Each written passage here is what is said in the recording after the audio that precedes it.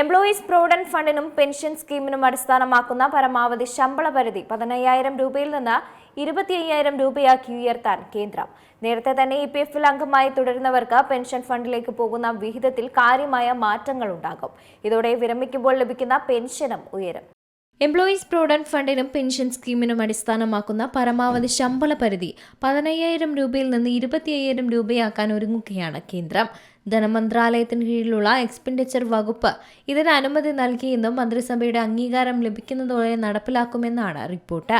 2014 September 1 നിലവിൽ വന്ന EPF scheme പ്രകാരം 15,000 രൂപയാണ് ശമ്പള പരിധി. ഇത് 25,000 രൂപയാക്കി ഉയർത്തുന്നത് എന്നു മുതലെന്ന് മന്ത്രിസഭയുടെ അനുമതി ലഭിച്ച ശേഷം മാത്രമാകും തീരുമാനിക്കുക. 2027 ഏപ്രിൽ മുതലാകും നടപ്പിലാക്കുക എന്ന സൂചനയുമുണ്ട്. അതേസമയം 2014 സെപ്റ്റംബർ 1 മുതൽ ജോലിയിൽ പ്രവേശിച്ചവർക്ക് ശമ്പളം എത്ര തന്നെ ഉയർന്നതാണെങ്കിലും 15,000 രൂപയുടെ 12%, അതായത് 1,800 രൂപയാണ് നിർബന്ധമായും PF-ലേക്ക് അടയ്ക്കേണ്ടത്. സമാനമായ തുക തൊഴിലുടമയും അടയ്ക്കും. ഇതിൽ നിന്ന് 15,000 രൂപയുടെ 8.33% 1,250 രൂപ പെൻഷൻ ഫണ്ടിലേക്ക് പോകും. PF എത്തുന്നത് ആകെ 2,350 രൂപ. ശമ്പള പരിധി 25,000 രൂപയാക്കിയാൽ തൊഴിലാളിയുടെ 3,000 രൂപ PF-ലെത്തും.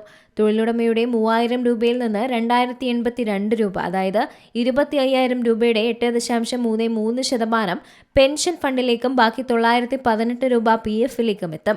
അതായത് ആകെ 3,918 രൂപയാവും PF-ലെത്തുന്നത്.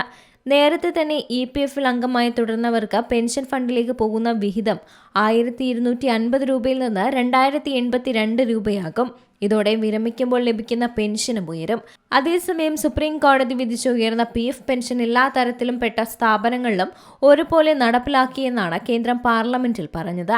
എക്സംപ്റ്റഡ് ട്രസ്റ്റുകൾ വഴി PF സ്വന്തമായി കൈകാര്യം ചെയ്യുന്നതും അല്ലാത്തതുമായ സ്ഥാപനങ്ങളിൽ ഒരേപോലെയാണ് വിധി നടപ്പിലാക്കിയതെന്നാണ് സർക്കാരിന്റെ വ്യക്തവും തെറ്റിദ്ധാരണയുണ്ടാക്കുന്നതുമായ മറുപടി.